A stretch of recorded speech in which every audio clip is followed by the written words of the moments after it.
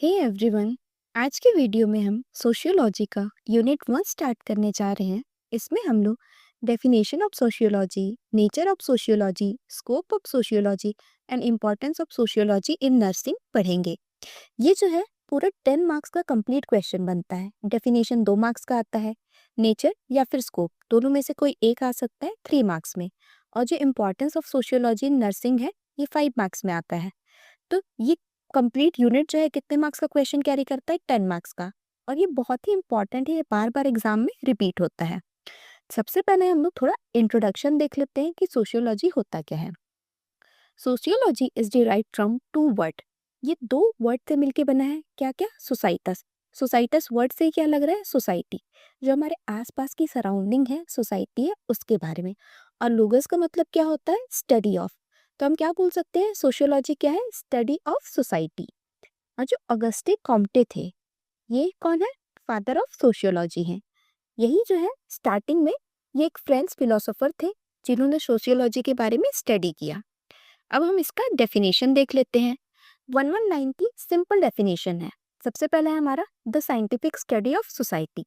Scientific क्यों बोल रहे हैं? क्योंकि इसके पीछे, हर चीज के पीछे एक रीजन है।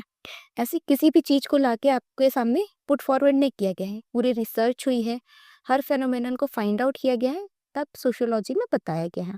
ये डेफिनेशन किसने दी है? गिडिंग एट गिडिंग ने। अगला है हमारा definition study of relationship between man and his environment.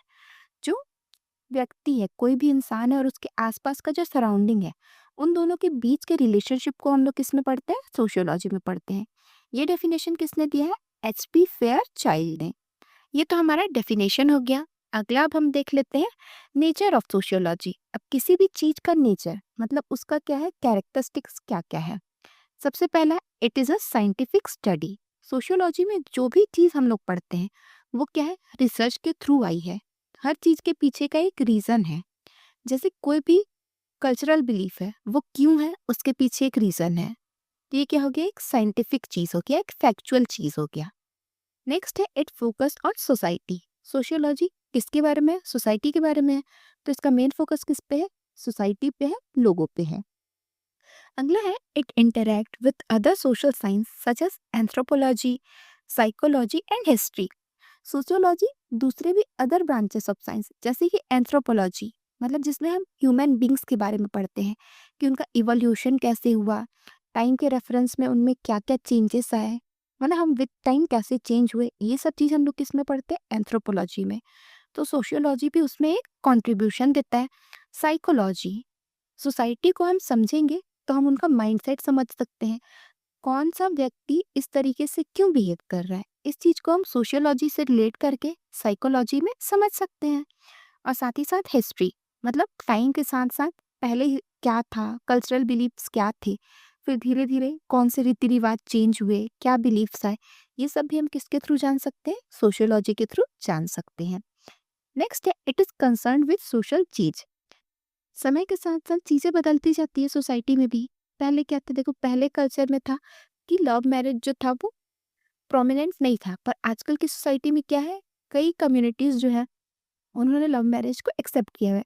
तो ये क्या एक एग्जाम्पल हो गया सोशल चेंज का। तो हम लोग सोशियोलॉजी के थ्रू इस चीज को समझ सकते हैं। ये तो हो गया हमारा नेचर। अगला हम देखते हैं स्कोप ऑफ सोशियोलॉजी। मैं आप लोगों को बहुत ही सिंपल तरीके से स्कोप को समझा रही हूँ। बुक में अगर आप लोग देखेंगे ना तो बहुत इंस्टीट्यूट्स के थ्रू, बहुत सारे साइंटिस्ट के थ्रू इसको दिया गया है। तो अगर आप मैं जितना बता रही उतना भी स्कोप लिखेंगे तो वो इनफ है 3 मार्क्स के लिए। तो सबसे पहले स्कोप में क्या है? Social institution. Sociology examine the role and impact of institution like family, religion and education. Sociology क्या है? जो सोशल इंस्टीट्यूशन है हमारे, जैसे कि फैमिली हो गया, एजुकेशन हो गया, रिलीजन हो गया, उसका आदमी के ऊपर क्या इम्पैक्ट पड़ता है, उसके बिहेवियर के ऊपर क्या इम्पैक्ट पड़ता है, उस चीज़ के बारे में ये हम लोग को बताता है। जैसे अगर आप एक न्यूक्लियर फैमिली में रह रहे हो तो आपका बिहेवियर क्या होगा, जॉइंट फैमिली में रह रहे हो तो क्या चेंज आएगा, कोई किस लेवल का एजुकेशन गेन किया है, कोई अगर सिर्फ जो है 12 पास है, बोर्ड पास किया है, तो उसका एक अलग माइंड का थिंकिंग रहेगा। कोई ग्रेजुएट है तो उसका थिंकिंग थोड़ा सा चेंज होता है। तो इसका क्या इम्पैक्ट पड़ता है एजुकेशन का हमारे ऊपर, फैमिली का, हमारे रिलीजन का, ये सब हम किसके थ्रू समझ सकते हैं? सोशियोलॉजी के थ्रू समझ सकते हैं। अगला स्कोप है हमारा सोशल स्ट्रेटिफिकेशन।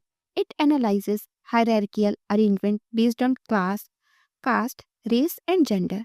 हम सबको अच्छे से पता है कि हमारी सोसाइटी में क्या है, बहुत हायरार्की है हर चीज़ के बेसिस पे, चाहे वो क्लास हो, upper class, middle class, lower class हो, कास्ट के बेसिस पे हो।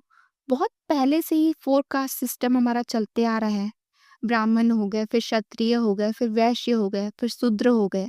इस तरीके से हमारा कास्ट के बेसिस पे क्लासिफाई किए थे। आजकल ये चीज़ें उतनी प्रोमिनेंट नहीं है, बट पहले थी। फिर रेस का भी था कि ये काला है, ये गोरा है, इस वजह से भी क्या है, उसको क्लासिफाई किया गया, जेंडर के बेसिस पे क्लासिफाई किया गया। तो ये सब चीज़ें हम लोग सोशियोलॉजी के थ्रू समझ सकते हैं। अगला है हमारा social interaction. It explore how people interact with each other, forming relationship and engaging in social process. Sociology के थ्रू हम लोग क्या समझ सकते हैं कि लोग आपस में कैसे बिहेव करते हैं, एक दूसरे के साथ वो कैसा बॉन्ड बनाते हैं। हमारे सोसाइटी में क्या है, बहुत तरीके के सोशल इंस्टीट्यूट्स हैं। मतलब जैसे शादी हो गया, ये क्या है, सोशल इवेंट है जो क्या कर रहा है, दो फैमिलीज को, दो कम्युनिटीज को जोड़ रहा है। तो इसको हम लोग कैसे लोग इंटरेक्ट करते हैं, क्या क्या प्रोसेस उनमें होते हैं, ये भी सोशियोलॉजी के थ्रू समझ सकते हैं। जैसे हर जो कास्ट है उसके अकॉर्डिंग मैरिज में कुछ कुछ चेंजेस आते हैं। डिफरेंट कल्चर्स के थ्रू भी मैरिज में चेंजेस आते हैं, तो उन चीज़ों को भी हम लोग सोशियोलॉजी से समझ सकते हैं। अगला है हमारा socialisation. Sociology investigate how individual learn and internalise societal norm, value and rule. मतलब कोई भी व्यक्ति एक दूसरे से कैसे सोशलाइज कर रहा है। हमारे सोसाइटी में बहुत सारे बिलीफ्स हैं, वैल्यूज़ हैं, उसको हम अपने अंदर कैसे इनकलकेट करते हैं, मतलब कैसे हम उसको अपने में समावेश करते हैं, मतलब समझते हैं उस चीज़ को, वो भी सोशियोलॉजी के थ्रू हम लोग जान सकते हैं। अगला है हमारा applied sociology. Sociological knowledge is used in various practical field including social policy and community development. जो ये सोशियोलॉजी है, इसको हम लोग क्या करते हैं, फिर अप्लाई करते हैं इस नॉलेज को। जितना भी कुछ हम लोग पढ़े, उसको हम लोग किस में अप्लाई करेंगे, सोसाइटी के बेनिफिट में कुछ भी काम करने के लिए। हम लोग कम्युनिटी का पर्सपेक्टिव समझ सकते हैं कि ये जो ग्रुप ऑफ पीपल है, ये किस तरीके से सोचते हैं, इनको हम क्या पॉजिटिव रीइंफोर्समेंट दें, किस तरीके से हम लोग अगर कोई भी सोशल डेवलपमेंट का काम कर रहे हैं तो हम इनको कैसे समझाएं। ये सब चीज़ें भी किसके थ्रू पॉसिबल है, सोशियोलॉजी के थ्रू ही पॉसिबल है।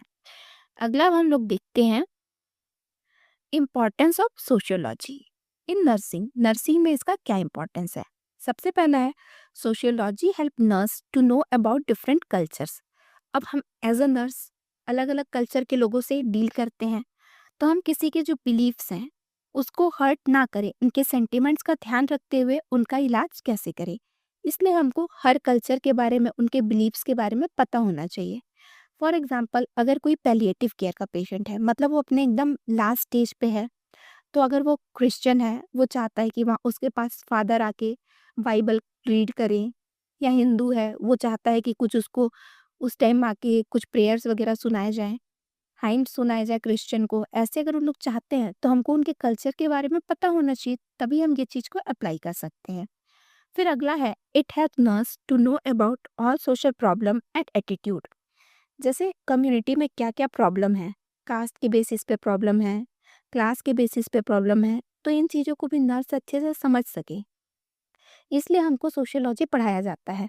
अब हम अगर सोशियोलॉजी पढ़ लेंगे तो हमको ऑलरेडी पता रहेगा कि डिफरेंट कास्ट चल रहा है, डिफरेंट क्लास चल रहा है हमारे सोसाइटी में, तो हमको भी उस चीज़ को उस तरीके से एक्सेप्ट करके लोगों को हेल्प करना है। अगला है it play important role in understanding community life. हम लोग एक सोसाइटी के साथ डील करते हैं, कम्युनिटी के साथ डील करते हैं, तो वहाँ उनका लाइफ कैसे चल रहा है, वो चीज़ हम लोग को पता होना चाहिए। जैसे कोई इलिटरेट है कोई कम्युनिटी, तो हमको उनको किस वे में समझाना है, कोई पढ़े लिखे लोग हैं तो उनके साथ कैसे डील करना है, ये सब चीज़ें एक नर्स को आनी चाहिए। तो इसलिए हम उसको, अब क्योंकि आजकल ऐसा है ना कि हम सिंपली बस इलाज या उनका ख्याल नहीं रख रहे हैं, हम लोग उनके लाइफ को समझ के उनको ऑल राउंड केयर प्रोवाइड कर रहे हैं, इसलिए हमको उनके कम्युनिटी लाइफ के बारे में पता होना चाहिए। अगला है it help nurse to understand the pattern of inter relation in society. आपस में चीज़ें कैसे जुड़ी हुई है, ये चीज़ भी एक नर्स को समझ में आनी चाहिए। इसलिए सोशियोलॉजी पढ़ना हमारे लिए बहुत ज़रूरी है, ताकि कौन सी चीज़ किस तरीके से क्या इम्पैक्ट डाल रही है, ये हम जान सकें। अगला इम्पॉर्टेंस है हमारा by sociological study role of support system in maintaining health can be identified. जो सोसाइटी के लोग हैं वो किसी पर्सन के हेल्थ को प्रमोट करने में कैसे हेल्प कर सकते हैं। जैसे उसका फैमिली मेम्बर है जिससे वो बहुत क्लोज है, तो अगर वो डिप्रेशन में जा रहा है, नेगेटिव सोच रहा है, तो क्या है, वो पर्सन से वो बात करके अच्छा फील करेगा। तो इससे क्या होगा, नर्स का भी बर्डन कम होगा, घर पे उसको केयर मिल पाएगा। हम लोगों को कैसे अपने हेल्थ केयर में इन्वॉल्व कर सकते हैं, ये हम लोग सोशियोलॉजी के थ्रू समझ सकते हैं। अगला है हमारा sociological study help nurse in achieving social control by means of positive and negative forces. अगर कहीं पे कुछ लड़ाई झगड़ा हो रहा है, तो अगर हम सोशियोलॉजी पढ़े हैं तो हम उस चीज़ को आइडेंटिफाई कर सकते हैं। जैसे हम लोग को बहुत कुछ पढ़ाया जाता है कि ये गलत टच है, ये सही टच है, कोई किसी को इलीगल तरीके से धमका रहा है, कुछ कर रहा है, तो ये सब नर्स को पता होगा, तो वो उसके लिए क्या एक्शन ले सकती है, क्या पॉजिटिव चीज़ कर सकती है और क्या नेगेटिव फोर्सेस का यूज़ कर सकते हैं। जैसे हम लोग क्या कर सकते हैं, पुलिस में रिपोर्ट कर सकते हैं। उस पर्सन को सेव करने के लिए हॉस्पिटल में बहुत सारे लॉस होते हैं, उन सब चीज़ों को हम फॉलो कर सकते हैं। तो इस तरीके से हम लोग पेशेंट का केयर कर सकते हैं। इसीलिए हम सबको सोशियोलॉजी के बारे में जानना बहुत ज़रूरी है। इसी के साथ हमारा यूनिट 1 कंप्लीट होता है। अगर आप लोग को वीडियो समझ में आया हो तो वीडियो को लाइक करें, अपने फ्रेंड्स के साथ शेयर करें। अगर आप लोग को कुछ भी डाउट हो तो आप लोग कमेंट सेक्शन में पूछ सकते हैं। अगर वीडियो अच्छा लगा हो तो चैनल को सब्सक्राइब करें और वीडियो को लाइक करें। Thanks for watching.